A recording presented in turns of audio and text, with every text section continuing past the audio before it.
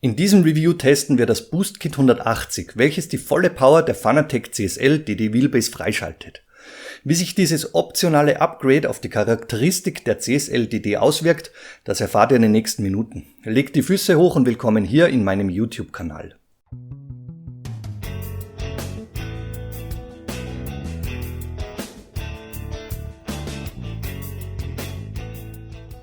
Zu Beginn wie gewohnt der Disclaimer. Fanatec hat dieses Testmuster zur Verfügung gestellt. Dieses ist nicht für den Verkauf bestimmt und wird von mir über einen längeren Zeitraum diversen Reviews und Vergleichstests unterzogen. Es gibt keinerlei Vorgaben, Auflagen oder Verpflichtungen hinsichtlich dieses Reviews und ich bekomme dafür kein Geld. Holt an dieser Stelle unbedingt das sehr ausführliche Review der CSL DD vor ein paar Tagen nach, wenn ihr dieses verpasst habt, und guckt erst dann im Anschluss dieses Review weiter. Doch nun kann's losgehen. Kapitel Nummer 1, Preis und Bezug. Das Fanatec CSL DD BoostKit 180 kann als CSL DD BoostKit 180 Bundle über die Fanatec Homepage erworben werden. Damit werden für die CSL DD Wheelbase inklusive BoostKit 479,95 € inklusive Steuer und exklusive Versand fällig.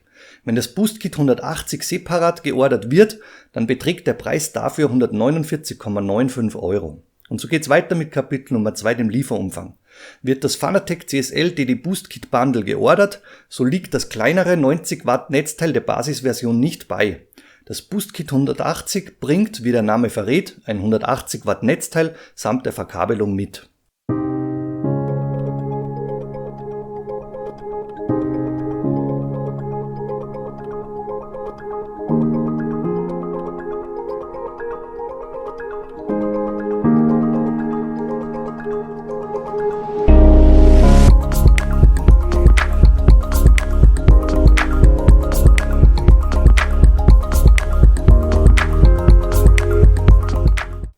Kapitel Nummer 3, die Kompatibilität und Technik. Das Netzteil ist mit Fanatec CSL DD kompatibel und wird gleich wie das Netzteil der Basisversion angeschlossen. Die Stromversorgung für das Netzteil wird beim BoostKit 180 mit einem dreipoligen Kaltgeräteanschluss am Netzteil hergestellt. Beim Basisnetzteil handelt es sich um einen zweipoligen Anschluss. Vom Netzteil zur Wheelbase kommt ein vierpoliges Kabel mit Molex-Stecker zum Einsatz. Die Kabel des BoostKit 180 sind wesentlich dicker und das Netzteil ist entsprechend größer. In der Basisversion habe ich eine Spitzenlast von 20 und unter der Verwendung des BoostKits von um die 50 Watt gemessen. Und so geht's weiter mit Kapitel Nummer 5, die Power. In diesem Kapitel werde ich testen, welches Drehmoment mit und ohne dem BoostKit 180 anliegt. Bei maximal hochgestellter Power über das Fanatec Tuning Menü auf 100% und ebenso der Anwendung liegt ein Peak, das ist das Spitzendrehmoment, von 4550 Gramm gemessen mit einem Achsabstand von 10,5 cm bei der Basisversion an. Das ergibt umgerechnet ein Spitzendrehmoment von 4,7 Newtonmeter, das die CSL DD in meinen Tests auf die Straße bringt. Wenn das BoostKit 180 zum Einsatz kommt, dann erziele ich eine maximale Kraft von 8570 Gramm. Das entspricht umgerechnet einem Spitzendrehmoment von 8,8 Newtonmeter. Beide Messwerte liegen unter Berücksichtigung der Messtoleranzen im Bereich der Werksangabe. Kapitel Nummer 6, der Rennstreckentest. Meine sehr ausführlichen Testszenarien, die habe ich im letzten Review genauestens erläutert. Und so kommen wir an diesem Punkt direkt zu den Änderungen, die das BoostKit 180 verglichen mit der Basisversion mit sich bringt. Auf den ersten Metern wird sofort klar, dass es sich um eine völlig neue Liga der Kraftdimension handelt, wenn eben das BoostKit 180 zum Einsatz kommt. Im Basiszustand habe ich das auf 5 Newtonmeter gedrosselte Drehmoment oft sehr leicht und nur sehr schwach empfunden. Dies ändert sich mit dem BoostKit 180 schlagartig und ich habe durch die Bank ein sehr knackiges und kräftiges Gefühl am Lenkradkranz. Die Effekte sind damit deutlich besser wahrnehmbar. Wenn sich der Peak aufbaut und der Haftungsabriss droht, dann ist der Grenzbereich von Haft zu Gleitreibung nun deutlich besser spürbar. Die Streckendetails, die in der Basisversion kaum oder gar nicht spürbar waren, die werden mit dem BoostKit sauber herausgearbeitet. Dies fällt bei vielen kleinen Streckendetails und Resonanzen sehr deutlich auf. Weiter geht's mit Kapitel Nummer 7, die Lenkradwahl. Die Wahl des Lenkrads entscheidet, wie viel Power einer Wheelbase am Lenkradkranz ankommt. Diesen Aspekt und welche technischen Hintergründe dies hat, das haben wir ebenso in unserem letzten Review ausführlich besprochen. In diesem Punkt gilt es, die geringe Bandbreite von bis zu 5 Newtonmeter der Basisversion unbedingt zu berücksichtigen. Das sehr, sehr leichte CSL Elite WRC Lenkrad und der CSL Hub in Kombination bei mir mit einem sehr leichten Carbon Wheel von Azelit Design, das passt sehr gut zur Basisversion der CSL DD Base mit 5 Newtonmeter Drehmoment. Bei dieser Kombination und auch dem WRC Wheel schluckt der SQR aus Kunststoff, der Quick Wheelies, etwas an der Transparenz, aber in diesem Kraftbereich empfinde ich dies als keinen Verlust. Das Clubsport Formula Carbon bringt einen kleineren Durchmesser von 27 cm, aber mehr Gewicht mit sich. Und von den 5 Newtonmeter Drehmoment bleibt etwas am Rim übrig, wenngleich das Wheel etwas schwerfälliger als die beiden vorher genannten Wheels performt. Mein Meclan Wheel betreibe ich mit dem Quick Wheelies aus Metall, der das Gewicht des Lenkrads erhöht und ebenso etwas träger wirkt. Den Durchmesser von 30 cm würde ich als absolutes Maximum für eine Wheelbase mit knapp 5 Newtonmeter beurteilen und somit stellt dieses Wheel den Grenzbereich zwischen der Basisversion oder des Boost Kits dar. Das BMW M3 GT2 Wheel ist für die Basisversion zu groß und mit um die 2,2 Kilogramm deutlich zu schwer und zu träge. Am Lenkrad bleibt dann so gut wie keine Kraft mehr übrig, da der Hebelweg zu groß ist. In diesem Punkt agiert die CSL DD mit dem Boost Kit und über 8 Newtonmeter Drehmoment sehr souverän. Auch hier gibt's keine spürbaren Einschränkungen aufgrund von Gewicht und Größe. So kommen wir auf die Zielgerade. Vor- und Nachteile werden in diesem Review, um den es sich lediglich um das Boost Kit 180 handelt, dann in der Kaufempfehlung behandelt. Kapitel Nummer 8, das Fazit. Auf den Punkt gebracht bringt das Boost Kit 180 die wahre Charakteristik eines Direct Drive Wheels zutage. Werden in der Basisversion sehr viele Effekte durch das zu stark gedrosselte Drehmoment regelrecht verschluckt, so erwacht die CSL DD mit dem angesteckten Boost Kit 180 zu einem völlig neuen Leben. Dies mag jetzt vielleicht übertrieben klingen, aber auch meine Messwerte, die zeichnen ein klares Bild. Mit der Basisversion lag ich knapp unter 5 Newtonmeter Spitzendrehmoment und mit dem Boost Kit ging's in meinem Fall in Richtung 9 Newtonmeter deutlich über die Werksangabe. Diese Zahlen verdeutlichen den Unterschied. Wenn ich euch im letzten Review erklärt habe, dass es sich bei einem Drehmoment von 5 Newtonmeter um jedes Zehntel auf oder ab mehr oder weniger an Power reißt, dann kann ich euch rückmelden, dass sich die CSL DD mit dem Boost Kit 180 vom Gefühl her etwa 3-mal so kräftig anfühlt wie mit dem Basisnetzteil. Weiter geht's mit Kapitel Nummer 9, das ist die Kaufempfehlung für unterschiedliche Zielgruppen. Zielgruppe Nummer 1, du bist Fanatec CSL Elite oder CSW 2 2.5 Besitzer. Dann empfehle ich dir unbedingt abzuwarten, bevor du deine derzeitige Wheelbase verschleuderst, denn ich liefere euch einen sehr objektiven Vergleichstest mit CSL DD in nächster Zeit nach, an dem ich bereits arbeite. Eines steht aber jetzt schon fest, spekulierst du mit einem Umstieg auf CSL DD, dann sollte für dich ausschließlich das Boost Kit Bundle in Frage kommen. Zielgruppe Nummer 2, du willst Fanatec CSL DD kaufen, um die Power des realen Rennsports simulieren zu können. Dies ist auch mit dem Boost Kit 180 nicht möglich.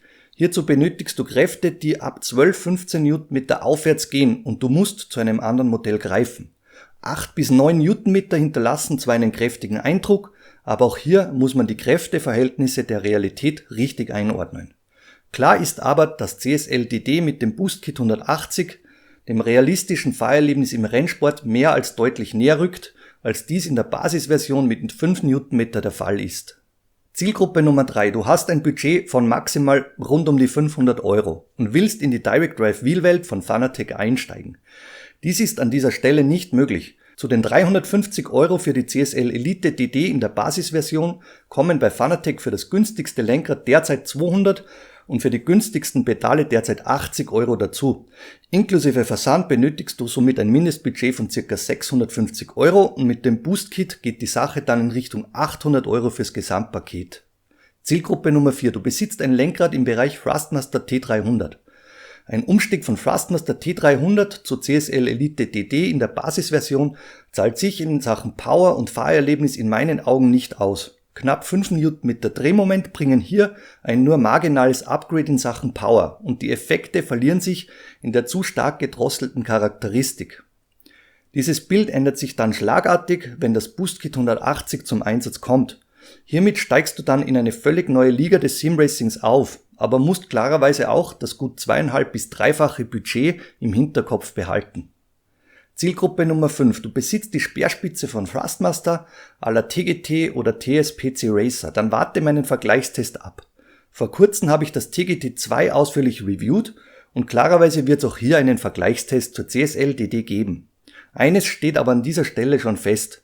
Um einen fairen, adäquaten Vergleich aufstellen zu können, muss auch hier das Boostkit 180 zum Einsatz kommen. Weiter geht's mit Zielgruppe Nummer 6. Du bist Logitech-Nutzer und willst upgraden. Das Upgrade zu CSL-DD wird für dich auch ohne Boostkit deutlich spürbar sein. Ein Logitech bringt etwa 2,5 Newtonmeter Drehmoment an die Achse und der Kraftzuwachs zu CSL-DD ist verglichen damit mehr als deutlich. Ebenso deutlich wirst du den Unterschied deines gewohnten Zahnradantriebes und einer Direct Drive Wheelbase wahrnehmen können und dir wird alles sehr glatt, sehr rund, sehr smooth vorkommen. Mit DD rappelt dann nichts mehr in deiner Wheelbase-Kiste und du wirst erleben, wie fein und präzise Simracing sein kann. Bist du mit der Power deines Logitech Wheels im Prinzip zufrieden und dir reicht ein kleines Kraftupgrade, dann kannst du dir den Aufpreis in meinen Augen für das Boost-Kit sparen. Zielgruppe Nummer 7. Du überlegst mit dem Einstieg in die Fanatec Direct Drive Welt und weißt nicht, ob du zu CSL-DD oder doch zu Podium greifen sollst. Hier müsst ihr mir rückmelden, inwieweit sich ein Vergleich lohnt. Die Preisdimensionen sind ganz andere. Und da würde ein Vergleich in meinen Augen zu stark hinken. In Sachen Preis-Leistung liefert Fanatec mit dem CSL-DD im Boostkit-Bundle für 479,95 € eine sehr gute Performance für Euro pro Leistung ab und dafür kann ich eine klare Kaufempfehlung aussprechen. Die Diskussion, ob ein stärkeres Netzteil 130 oder 150 € Aufpreis kosten darf, kann ich in diesem Test nicht beantworten. Auf der anderen Seite kann man die Frage stellen, ob eine Direct Drive Wheelbase nur 350 € kosten kann bzw. kosten darf. Ich für meinen Teil beurteile den Gesamtpreis und das, was du dafür für den Euro geboten bekommst. Und hier liefert das CSL DD Boost Kit Bundle für 479,95 € überzeugend ab.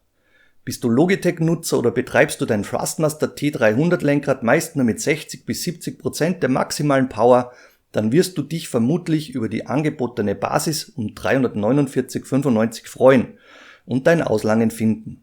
Für höhere Ansprüche steht unterm Strich aber fest, dass du zwingend mit den knapp 500 € für CSL-DD mit Boostkit budgetieren musst und hierbei darfst du nicht vergessen, dass ein dazu passendes Lenkrad und Pedale angeschafft und mit budgetiert werden müssen. Vor dem spannenden Ausblick möchte ich mich für eure Rückmeldungen des letzten Reviews und euren ganzen Support bedanken. Wenn du mich unterstützen willst, dann kann ich dies nicht über Affiliate-Links eines Herstellers anbieten. Es tut mir leid. Wie ihr wisst, bemühe ich mich objektiv zu reviewen und da möchte ich nicht bei den Verkäufen des Herstellers mitverdienen.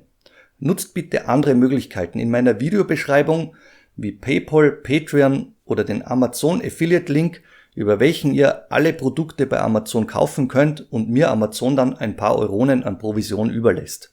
Alle Infos hierzu sind unter diesem Video mit bei. So geht's weiter mit einem spannenden Ausblick. In den nächsten Wochen werde ich am Vergleich CSL-DD mit Fanatec CSL Elite und Thrustmaster TGT2 arbeiten. Ein weiteres Fanatec Review, das wird sich demnächst um die neuen CSL-Pedale samt Klatschkit kümmern. Und weitere Projekte wie der in diesem Review gezeigte Lenkradaufsatz von Azelit, neue Magnetikshifter von Simracing Machines und eine Teppichunterlage für Rig von Speedy Rugs, die kommen auf euch zu. Vielen Dank fürs Dabeisein und vergesst bitte nicht zu liken und lasst gerne ein Abo da, um nichts zu verpassen, wenn es euch gefallen hat. Es macht wie immer Spaß mit und für euch zu reviewen. Ich freue mich aufs nächste Mal, euer Ron.